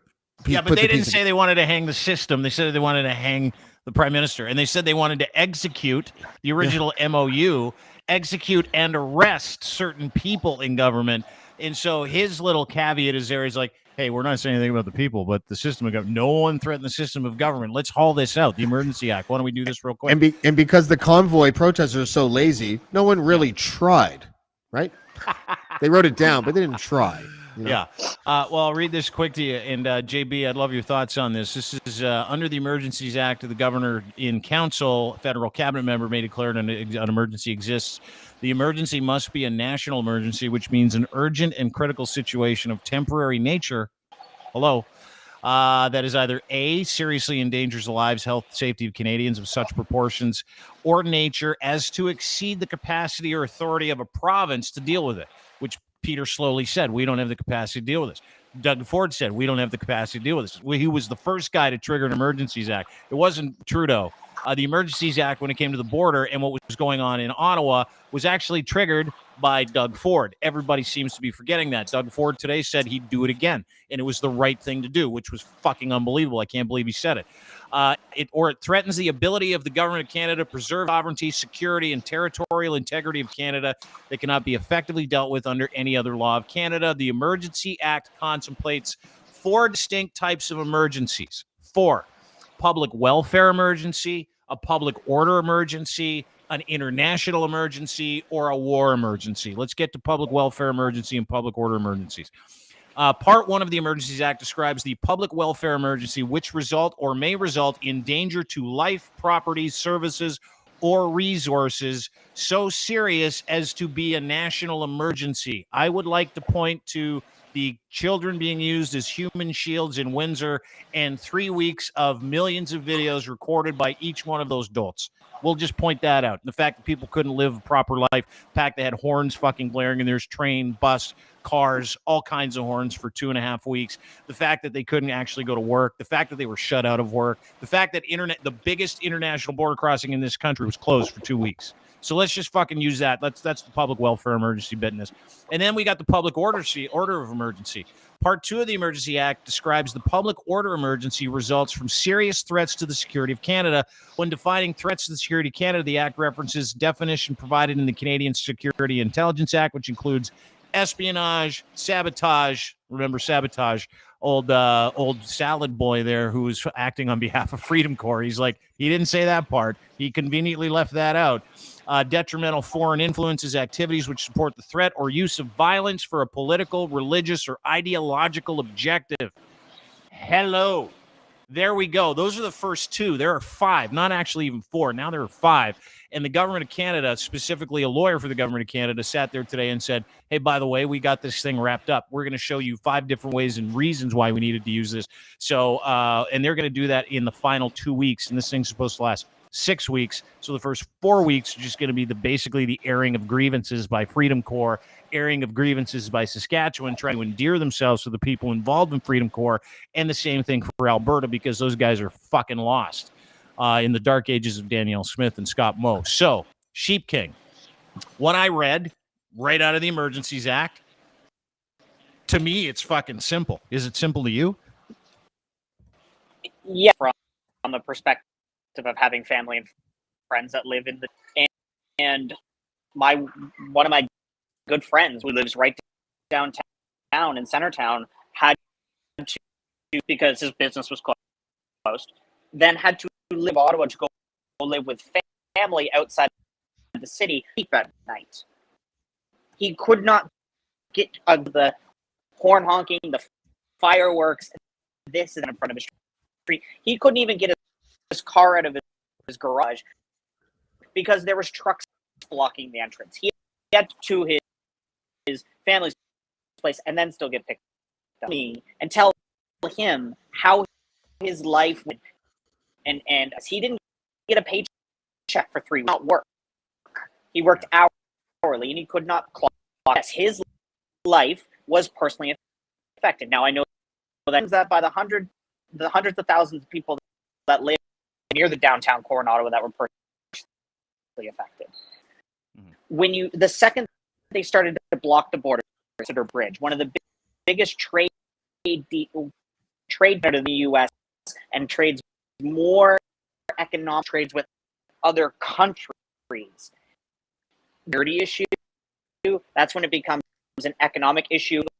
Canadian, especially those in Southern Ontario, is and it's enough, I think, to invoke the. And then on top of that, Doug Ford, big old saying that he would do it again in a heartbeat because he had effect of it because it affected his province people. Saskatchewan's just mad that it affected Ontario more generally. Saskatchewan? Like, how did it affect Saskatchewan? Like, it didn't. It's all virtue signaling, though. That's the point. And I just switch off your Wi-Fi and go back to LTE if you can. But because we're starting to lose you a little bit. But that's the point, right? Is that Saskatchewan and Alberta have lawyers there, and the only reason they have lawyers there, in my opinion, if you want to know, like if you want to see Dino reading the old paranoid tea leaves, you know why Saskatchewan and Alberta are there representing the other side of this, people that think it was unlawful, is because they have government officials that were absolutely involved in the fucking planning of this. Same thing with the Conservative Party of Canada. Why do you think that they've been going on this like world tour of like, let's stand up for Iran, let's take pictures with old people? Why do you think they're all in? Why do you think the Conservative Party is all into this? 2 reasons. They see the money, they saw the opportunity, as did Pierre Poilievre, and there are people involved in that, which I have a very distinct feeling, because I've spoken to people involved, that they're going to be able to draw very straight lines from the damage that was done to this convoy, from the planning of this convoy, to certain people that are currently sitting in government today for the Conservative Party of Canada, clandestinely, that have tried to take a big walk away from everything that's happened. They've tried to tell everybody, hey, listen, we're just supporting people. They did more than support people. That's all coming out. And tomorrow, I'm going to bring Karima on the show. I'm going to bring Mubin Sheikh on the show. And we're going to suss some of that stuff out. Because to me, what I'm looking for out of this isn't blame necessarily. I want to know who all the dickheads are. I want to know where the dickheads are in the RCMP. I want to know OPS's involvement and why they chose to help instead of actually help the citizens of that city. I want to know about the breakdown of policing. I want to know what Chief Peter Slowly said. He's going to be appearing. 65 witnesses in this thing over 6 weeks. I want to know which MPs were involved. I want to hear about meetings. I want to know who was involved to what extent in terms of making this whole thing work. Because that's what we're owed as a country, as taxpayers of this country. And more importantly, that's what the people of Ottawa are owed. And I heard parts of your story about your friend. There are thousands of those stories of people who were blocked into their houses, couldn't get out, couldn't work, lost value, lost paychecks, lost their fucking minds, had to go into therapy, like my buddy Paul, Blue Jacket guy. He's sitting in the comment section right now going, this is fucked. Like, I had to live it. He was one of the guys whose videos I saw where he's standing there and he's like filming himself and all you hear is honking. And this is like day 10, right? Like, people that weren't there don't understand it. We've been fortunate enough to have actually had someone there in Karima and brought a lot of people from that area into this ecosystem over the past few years. And I can't tell you how fucked up some of these people are from that experience still. To the point where I was talking to Marianne Iveson from the Let's Take This Outside podcast yesterday, and she said someone honked as she was walking across the street, and she couldn't come down from that for 2 hours. Someone laid on their horn, and she couldn't come down for that for 2 hours. She had to leave the city for 3 fucking weeks and go live with people who she didn't really know, and they're all like, no big deal. That's what Keith Wilson, the Freedom Corps' other lawyer, said today. Wasn't that big of a deal? Wasn't that big of a deal? Well, of course not, because Keith Wilson, along with some guys that he works with, were in the rooms when Chris Barber, Tamara Leash, and Bridget Belton decided we're going all in. You want me to show you that video? This is that video. Hey everybody, so okay, it's Bridget and I. Hi. We're in a room right now. It's kind of cool. Just all the truckers out there, okay, with this GoFundMe thing, please everybody be calm. We are fine. This is probably going to work out even better than it did before because we're going to expose more liberal leftist pieces of you know what. In this room right now, we got Bridget, head lawyer Keith, other lawyer Ava, Andre, head lawyer, Tim, guys over here, banking, accountant. I don't think they know who they're fucking with. Okay, guys? We got this. We got this, guys. We're going to wake up this world even more so now. Everywhere. You want to see how biased this world gets when it comes to liberals? It's coming, guys. We're coming. Everybody, head for Ottawa this weekend. We're going to have a little bit of a shindig, and everybody's going to get along and keep those hugs and smiles, because that's exactly what we're here for. We want no mandates, and we want unity. And so far, we've achieved the unity so much better, haven't we? We have freedom for everyone. Guys, share this. Get this out there. All those trucks in the yards need to hear this message. I will get out there and start talking to everybody as soon as I can. We just got a few little hiccups with lawyers here to figure out right now. Who knew? So much for a peaceful night. Have you had a peaceful night since we got here? Not really, no. It's always been peaceful, though. Just busy. Busy. So busy. Thank you guys. for all the emails. How about guys? Yeah. It's the intelligentsia, ladies and gentlemen. Like, yeah. Brain trust right there. I think people also forget. I think people also forget that the Emergencies Act, when they call it, automatically means that a public inquiry is going to happen, and that mechanism is meant to scrutinize the government for making the decision. And what I think that we're watching the witnesses on the convoy side present the case for the government. And I don't think a lot of people realize that. Like, they're going to be like that guy, that lawyer that was talking is like, okay, thank you for letting us know that, you know, we were supposed to call the Emergencies Act because of the third point you made. Thank you very much. Like, they might not even talk. I don't know if they're allowed to do that. We rest our case, Your Honor. You haven't said anything yet. Yeah, I know, but We'll just let these people beat themselves up for It's the really first better. 4 weeks, and then we'll just really replay better what they let said. them talk. Yeah, exactly. It's amazing. I had a conversation with somebody in government. Here he is. There's Paulie. Blue Jacket guy joins us. Paulie Walnuts. Hey, gentlemen, how you doing? How you doing? Yeah. Okay. You sat through all of it. Did you watch the Emergency Act hearing today? I didn't get to. I was in meetings all day, but I'm going to check it out later. But I heard it was boring as hell, apparently. Boring as fuck, actually. I believe the term I used was boring as fuck. Okay. Why don't they do it in the House of Commons, like the way the states do it in the know. Capitol building? You know, like They should have just kettled them all. I want to hear West Wing music as the people take their seats. You know. I want a fucking laser light show. I want all of it, dude. I want LED screens. I want people to go, here's a new slide. Sound effects, and then boom, a new slide. The Law and Order theme song playing or something. You know, like just make it. Yeah. But as someone who lived through it, someone who had to get therapy because of it. Now that if that isn't a laugh line, I don't know what is. When you see that, when you see their lawyers stand up there, right? Like Keith Wilson today pulled the old, it's not that bad. It wasn't as bad as they said it was. And you watched Tom Marazzo on the show a couple months ago, go, I don't believe those people. What do you say? Suck all 8 inches of my cock and choke on it, you fucking piece of human garbage. JB, is that you? Sorry, and I know I've just offended a ton of people, but this is how pissed off I am about it. I'd like to telling me that, I don't believe him, that didn't happen. I've sent you video of me at 9:00 at night on a Saturday in week number 2 trying to watch a movie, and it was so goddamn loud you couldn't hear anything. So what is this shit? No, I've had it with these people trying to gaslight me, and I won't accept it. Yeah, well, you can clearly tell you're a little bit triggered here. But I'm glad you got a pint in your hand, which is great because that'll calm you down a little bit. Which is good. Get a couple of those bad boys in, and you'll be just fine. But that's what I was shocked about, and that's what I was saying to these guys. And I think that's Sheep King's whole thing too. And I don't know if it's James's thing, but it might be. We have personal relationships with people who were affected by it, who we know their stories, we know their medical history, we know they've suffered mentally and emotionally, we know they're in therapy because of it, because it scared the shit out of an entire city. Fuck, it scared the shit out of an entire country. You couldn't live, you couldn't sleep, you couldn't eat, you couldn't walk anywhere. You got accosted, you got threatened. I mean, people got marginalized individuals of different colors, different sexual persuasions. If you weren't involved in the group, you got, how many stories do you have of people and friends that you know, like real stories, not made up shit of people who are like, I just got fucking accosted while trying to go to Starbucks to get a coffee by one of those cocks.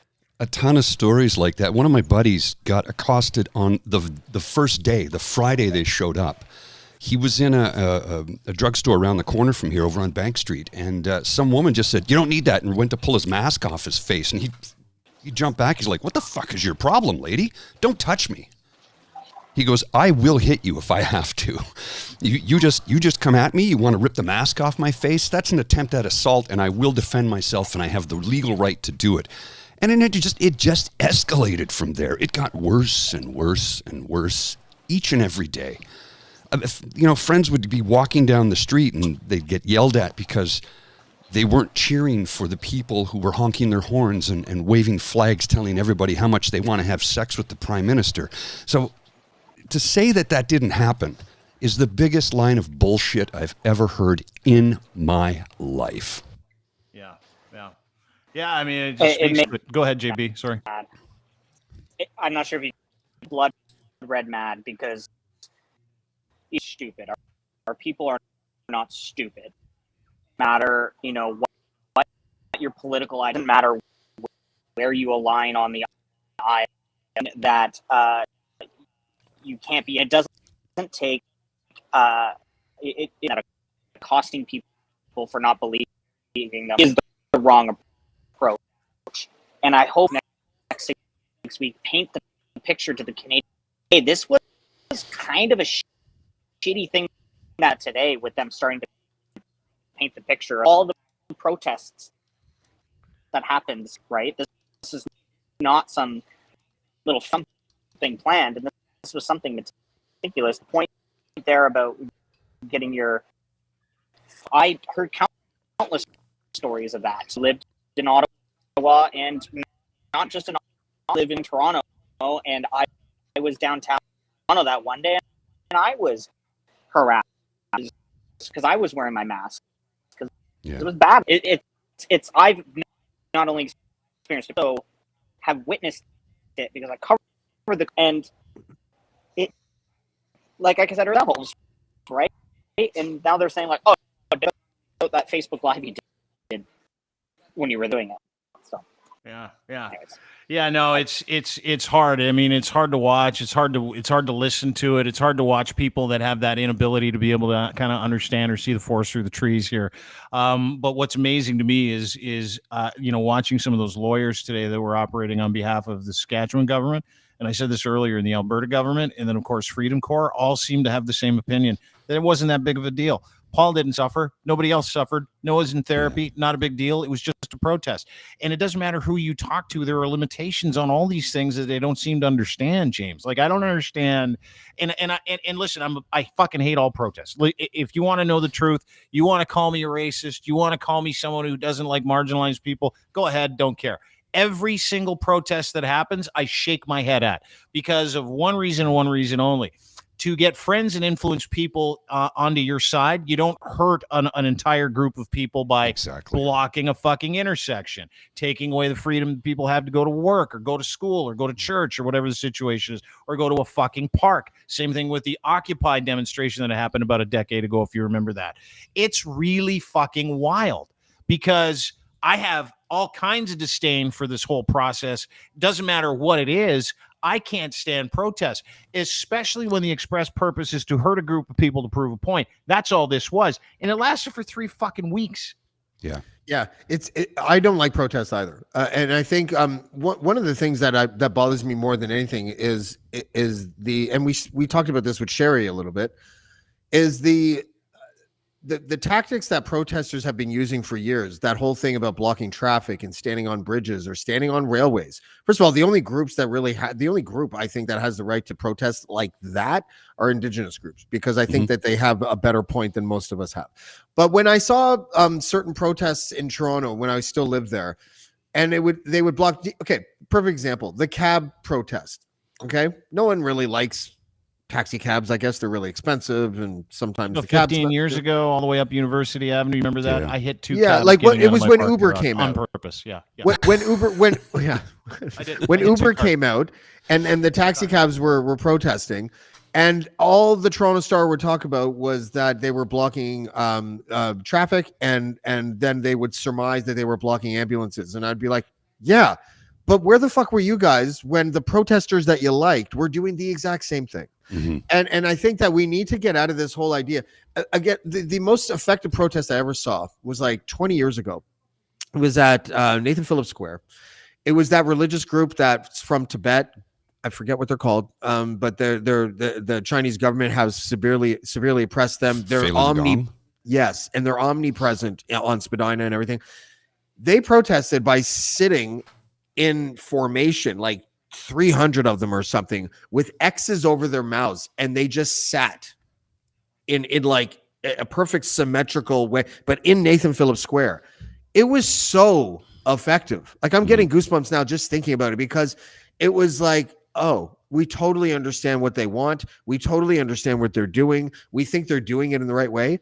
Whenever I hear someone like shout slogans like, these are our streets, it's like, no, I mean, fuck off. Like, it's not really, it's all of our streets. We pay taxes, like, I'm sorry to really be a stickler for the facts, but what you're doing right now, like, you ever stopped at, in a downtown, well, Paul, you lived it, but when you stopped in a downtown corner somewhere and a protest goes by, like, I get fucking mad at parades, never mind protests. Like, I don't want a parade to go by, like, my wife was pregnant once.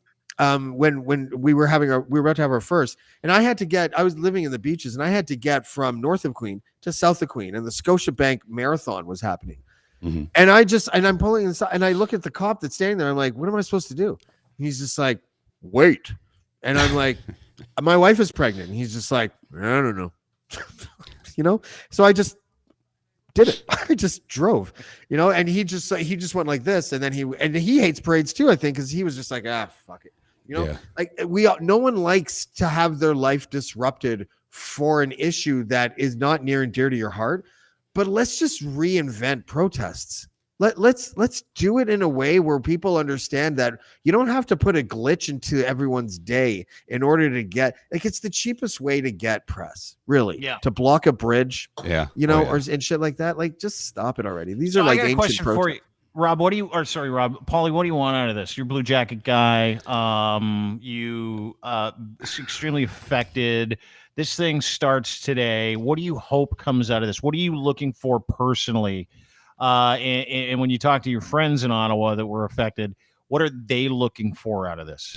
Well, we want to see a complete exoneration of the enactment of or invoking of the Emergencies Act. It's like it was absolutely, unquestionably warranted.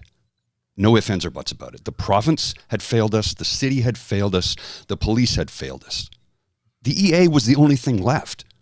By weekend number 3, we were, and I say this cautiously, but there's friends of mine that I know Why in my bother neighborhood. start being cautious now? You've already invited a bunch of people to choke on your wiener. I mean, why bother starting now? You had us at 8 inches, Paul. Trust us.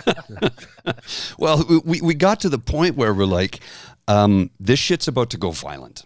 And I didn't want it to be violent. I mean, as violent as I will get is yelling.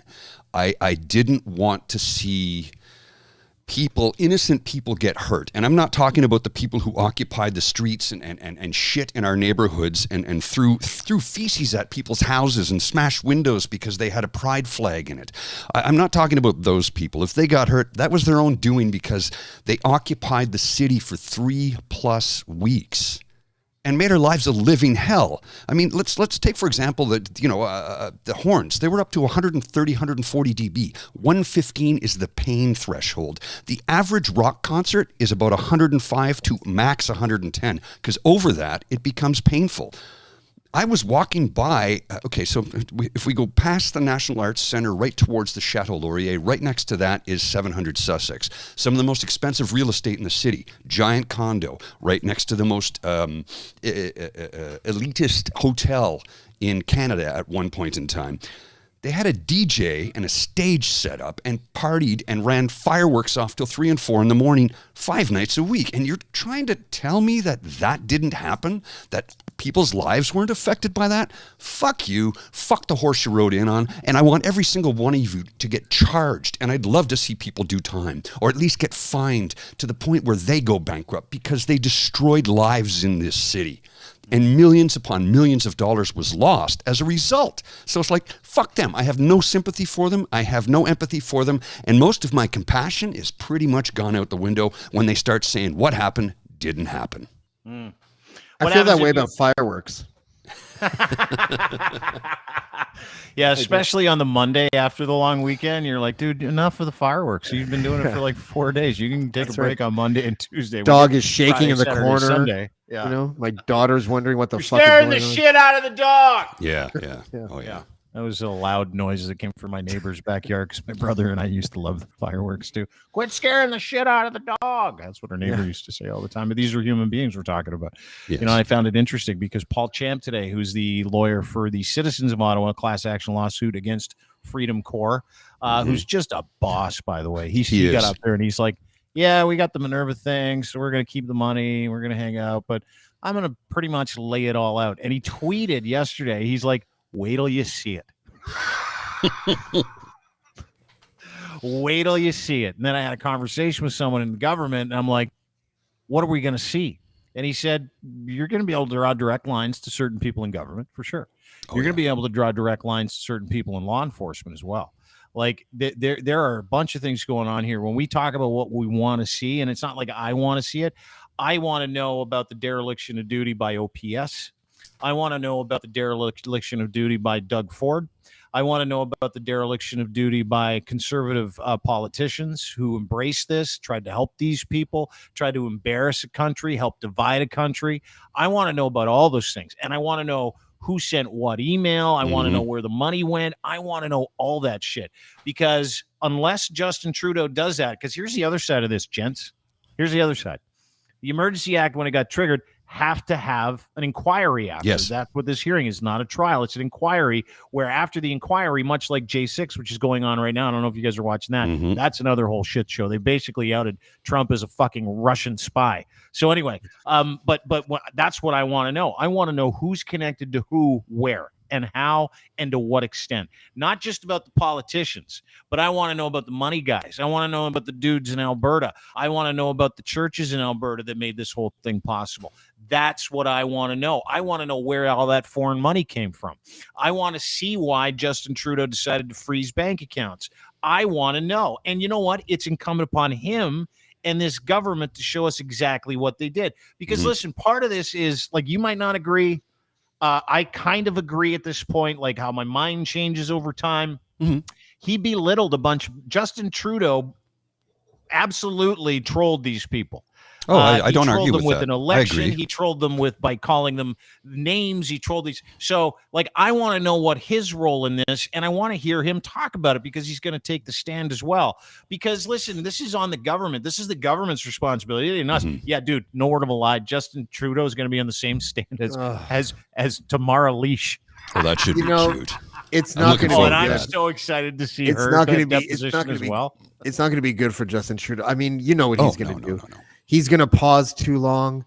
He's going to go Smart. from left to right and try to look serious, but everyone's going to think that he looks like a douchebag. You know, like he's just and they're going to kill him. They're going to raise so much money off of his testimony. It's not even going to be funny. And the thing is that he knows that too. I want to know how transparent the government is going to be.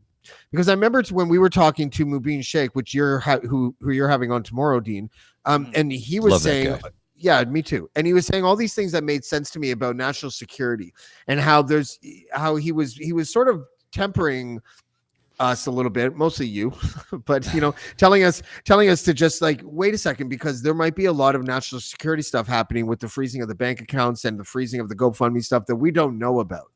Because you can't just freeze. You can't just.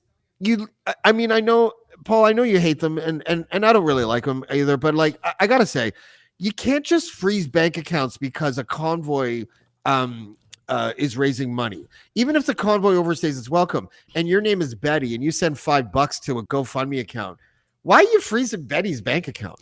Well, and so Mubin was saying that there must be a reason behind that we just don't know about. If we don't find out that reason, I mean, this is the controversy behind this thing is going to last a lot longer than the government wants it to. Well, you know that CRA can freeze your account at any time if they feel like it. Yeah, but they're fucking. I know it's been done to me. We all know it. It's been done to me. You know? It's happened to me. Happened to me on a Friday when I went to deposit a check and they froze my corporate account because they're like, "Well, you owe us money." I'm like, "Well, I'm trying to pay you, but I'm not bringing." Anyway, it was a shit show, and I eventually worked it all out, but. Yeah, wasn't pleasant. So I know what it's like when the government freezes your account. Now, if you donate to they froze those accounts because it's deemed under the Emergencies Act, they're seen as like a terrorist organization, and you've donated money to a terrorist organization. Right, now, but that's the proof, right? Yes, that's the transparency that they need. That's the transparency. Yeah. So. You know, did Betty get her account frozen for donating $5? I doubt that very much. Kind of like who was the single mother, Brianne in BC, who donated $50 that was proven she didn't exist. Yeah. Brianne and Chilliwack. There's a lot of and that's the thing is that the perception and a great article by Tammy Robert at DeanBlundell.com talks about the perception war that's going on when it comes to extremist misinformation, right? That's what we're going to have to wade through in this whole thing. And Twitter is going to be a sewer for the next 6 weeks in this country. Oh, yeah. I would love for the government. Sorry, go on, Dean. No, I was going to say the effort that both sides are going to be making. And we're going to try and cut through and not be sensational with this. And we're going to try and tell you the truth about it. We're going to have some fun with it.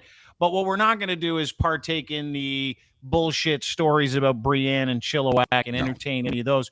Because nobody that donated $5 to $10 to $100 that was just, you know, Gimme in Saskatchewan or Joanne in North Bay, none of those people got their accounts frozen. And they're all lying if they said they did, because that is going to be weighed out here too. We're going to see that. That's what I want to see. We have to, and me too. I want to see that as well. But what it's going to do, and I hope that the government takes great pains to clear this up, is who was responsible, all the shit with the money, and uses this as an opportunity to destroy us of some of the disinformation that's going around, where it's frozen bank accounts, Brienne from Chilliwack, nothing bad happened. We didn't start any fires. No one was assaulted.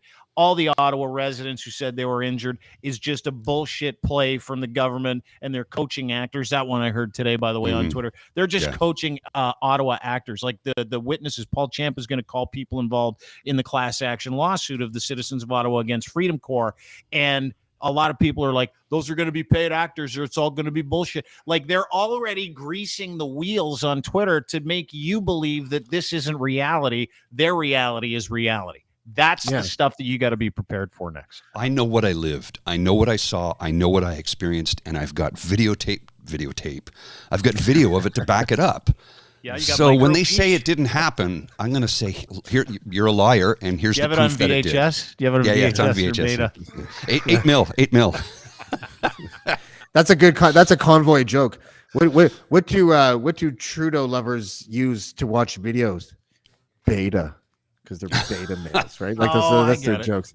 Yeah, see this? We got Elisa, who hops in the actual chat. There you go. She's like, I know a family donated $2,000. Their account wasn't frozen. No. That's myth. Like, all the stories of frozen accounts, all that stuff. That's what I want to hear. A lie. I want to hear the government say, this is how many accounts we froze, and this is why we froze them. Because Alyssa also said, if you scroll up a little bit in the comments, that she believes, anyways, that they only froze bank accounts for people who donated and were also inside Ottawa at the time. Like, not residents, but people who traveled across the country to be I guess so. Yeah. But who knows? Because there's a local business whose name I'm not going to mention, but they sell gelato, and they donated $800. So a $400 donation at the beginning of it, and then another $400 donation well into it. And she's saying, well, I didn't know it was such a bad lady.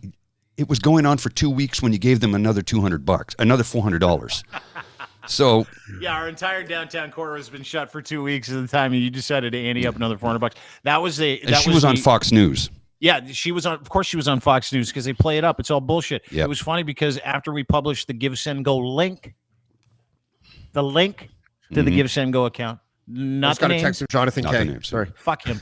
That guy's busy trying to defend himself in a lawsuit right now. So fuck him. And I hope he loses. Anyway, long story short, is the Give, Send, Go stuff, which is fascinating to me. We posted the link to it, and I got, I'm going to say, in the neighborhood of 2,000 tweets, hate tweets, threats from people that used the gelato lady story to tell me that I had ruined her life and she was on the run. And then I see her in an interview with Fox News that night going, it's not that big of a deal. We didn't know these guys were assholes. We just thought we were donating to something because we wanted them to come eat our gelato. And Tucker Carlson's like, can you believe that? Can you believe what they've done to you in putting your name out there? No, none of us did it. Not one person doxed any, but well, that's not true. A bunch of people doxed. Like the GoFundMe docs, that was hilarious. I didn't put that up. I just put the Give, Send, Go shit up. And I'm glad I did, and I would do it again. Just so everybody else out there is clear. When you send me, aren't you the doxer? No, I'm the linker. And I'll link it any fucking time I want, baby. Yeah. That's what I'll do. The information's already out there, right? You've put no effort into searching it out to actually, it's already there. Here's a link. Go ahead and check it out. It's not like WikiLeaks where you could endanger the lives of a CIA agent overseas by releasing the name. Like, these people should be proud, no? Like, I thought that's the whole point of donating. And if they did nothing wrong, then I helped them. I helped them look like heroes and martyrs. And if they did nothing wrong, like Keith Wilson said today, and if the other freedom lawyer, Mr. Salad Guy, if I did nothing wrong, what are they defending if they did nothing wrong? They think they're just there for fun? They think it's just been a big misunderstanding? Like, I mean, we saw the videos. You guys fucking blocked an international border for weeks, causing billions in damage to the economy using children as shields. We saw it. Fuck, it's right there. We saw it. One of the stories I read online the other day was it was not billions. It was hundreds of millions. Oh, that's all. Give me a fucking break. Like, everybody that worked at the Rideau Center was out of work for 3 weeks. $130 million of lost revenue in the Rideau Center, the region's largest shopping center, which is owned by the same company that owns Yorkdale. So it's like that Cadillac Fairview. Yes, expensive. It's the most expensive, pricey thing. Yeah, exactly. Yeah. So they don't fuck around, by the way. No. I've watched them evict people like on the back of a forklift, just kind of put it all on a forklift and drive it up the back of the mall. Because we used to be in the Eaton Center. That's where the radio station was. Right. Yeah. And when they evicted someone, it was with extreme prejudice. So because they take making money very fucking seriously. No, not at all. Plus, their food court smells like car noir and Cinnabon. So weird. Yeah. Just saying. It really does. Car noir and Cinnabon. Yeah. Okay, guys, I'm going to jump out. I didn't mean to dive into your show and sort of I'm take glad it you over, did. I mean, and you came in hot with the whole sucking your you-know-what comment. I thought that was great. And sorry, when I get angry, I don't hold it in. I don't hold it in. You triggered. But let me say this, is that was a great opportunity for you to advertise for the ladies, telling them you had 8 inches in your pants. I'm like, fuck, that's a smart guy right there. He got a whole load off his chest and he put it out there. Hey, ladies, 8 inches over here at Blue Jacket Guy's house. Yeah. Hey, speaking of which, I told a story on the morning show the other day about a member of parliament who bought me a T-shirt that has an arrow that points up that says the man and an arrow that points down that says the legend. Well, you don't get a voice like that from a small penis. A current sitting member of parliament, by the way. Oh boy, so he's seen it. Maybe in the Y, maybe in she. Oh. Her husband is enamored with it. He's seen it and went, damn. Are we still talking about? What are we talking about? Stories here, yeah. Nothing. Let's just kind of pretend we didn't hear that and ask him about it privately later, like most people do in these conversations. All right, gents, I'm going to jump out. I'm going to do we've got our morning show tomorrow. Just to let you guys know, we'll do that thing. We're doing it 2 days a week now. Little nibble. Yeah, Little Nibble, Monday, Wednesday, Friday mornings. And we're going to do the pubcast this Saturday, live from Lieutenant's Pump at 361 Elgin Street. We got a table. We're going to sit down. You and Dougie? Say around 2 o'clock in the afternoon. We're going to sit down. We're going to shoot the shit. But it's not going to be political. That's just going to be, we're going to talk about sports, movies, jazz, music. Sports, movies, music. You got teeth. You guys both have great teeth, too. That's the other thing. I don't. No, you might not. Dougie does, though. Yeah, he does. I was looking at Dougie smiling the other day. I'm like, those are the best fucking chiclets I've seen in a long time. Yeah. I'm quite jealous, believe me. Me too. Look at these things. I got chompers, man. Anyway, Dougie, great to see you, Paulie. Great to have you. Good Thanks to see for popping in. I'll talk to you soon. Take care, guys. Paul, Blue Jacket Guy from the True North Eager Beaver podcast, political podcast. Download it, subscribe. I love his voice. His voice is just smooth. Do you remember where we met him? I met him online. I'm like, I don't know who this guy is. 8 but I want inches, to work with him. obviously. Right? Yeah. By the way, I would do the same thing. You can suck all 53 inches of my cock. Like The Boys, like that soup from The Boys. By the way, best show on TV still. I've watched that series twice. It is a great show. Yeah. What's bothered me about that show is the name of the show. The Boys. It doesn't really. Yeah, it's just there's women part of the group. Like, are we just not? I don't know. I just don't a know. weird. I don't know. Speaking of The Boys, though, Paulie's one of mine. This is how we met him. Remember? Fucking freedom have you lost? What freedom have you lost? Tell me a freedom you've lost. I lost my mind because I haven't slept in 5 fucking.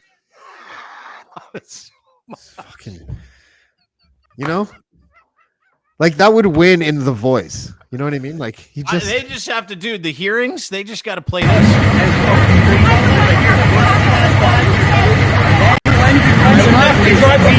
It has to fucking stop. Then it stops when the government lifts the mandates. You fucking idiot! The mandates are provincial, not. He's the greatest. I love him so much. He's the king. He's loose as fuck, though, which I love. He's just his own personality. But Jesus Christ, that's how we met Paul. If you remember Paul, he's actually selling merch. If you go to the Dean Blundell shop, you can go and check out his merch. James has some merch there as well. Blackballed podcast. You can check that out. Yeah, I've sold a mug. Yeah, it's great. You'll get. I tried to post the merch page the other day, and I had a friend call me or message me, and she was like, when you post something that says, I can't remember what it said. It said something like, I have a merch page, every contrarian's dream, and like crickets. No one liked it or clicked the link or whatever. And she's like, what the fuck did you expect? I'm like, I don't know. That's a terrible way to sell things, man. With your I brain, don't know how to do that. I don't know, guys. Watch this, guys. Go buy my merch. It's great. Buy a shirt. Buy your shirt. You'll buy your shirt. It's a great shirt. You got all the blackballed stuff. It's awesome stuff. You can go get it. You got. I don't even have a shirt. JB was wearing his stuff. I know. I don't either. Actually, that's what this is. You can get the Schadenfreude. A lot of people might actually buy this because of the actual EA hearings. You know, Schadenfreude season. Lachlan should unblock me just for the fact that I bought a fucking glory hole shirt before I bought my own shirt. Did you really?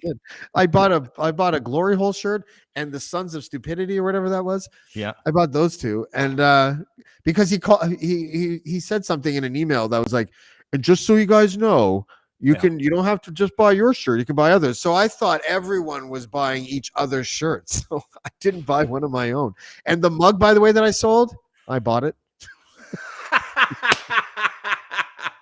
So you're gonna give yourself $4. Good for you. I didn't get that money yet. I'm just kidding. I don't know. It's on. You got to call Lachlan. He's in charge of the show, but you can't. He blocked me. I can't. There's no way you can get in touch.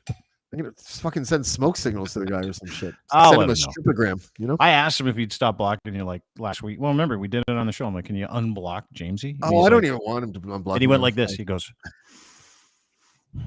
no. Yeah. And I'm like, why not? And he went, I don't think I just don't want to. And I'm like, sometimes I just think that people, when they're in a place in their life, to have a guy that represents rationality and logic, it's too much. Lost the audio. Audio It's too dropped. much. You got any audio? No? Yeah, I have you. We'll do it again tomorrow. I have you. All right. Are you saying you lost the audio? Or yeah, I'm leaving now. I can't hear you. I mean, you're talking into a microphone. That's what I'm saying. The whole point is I said I can't hear you.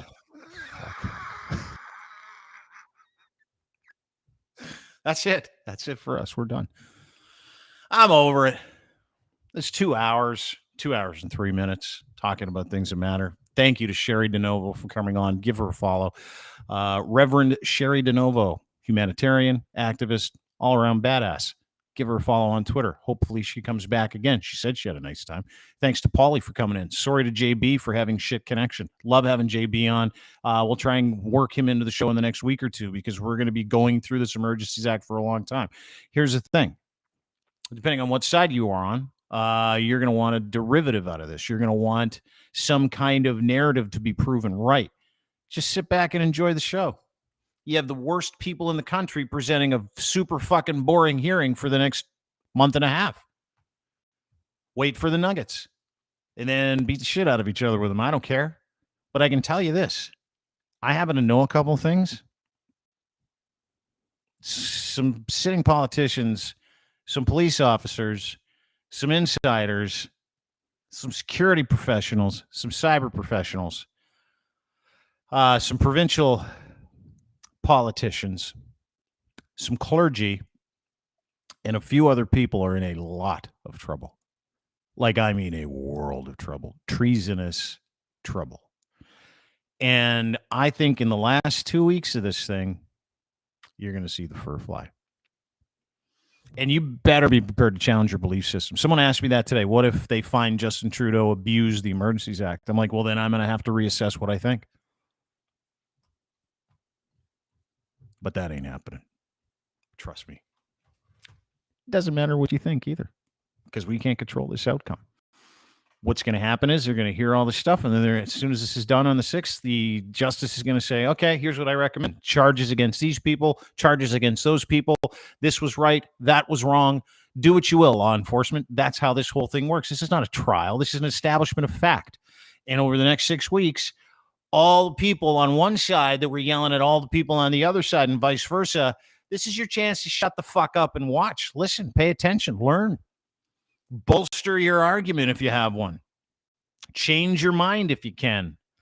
But there's going to be some losers and there's going to be some winners. And I can already smell who the losers are, and I think you can too. Anyway, we'll be back tomorrow. We'll cover this with Kareem Assad, lawyer, activist, gonzo journalist who's covered this entire movement, including in Ottawa. She was there for over a month. Mubin Sheikh, who is a counterterrorism expert, he's going to join us tomorrow as well.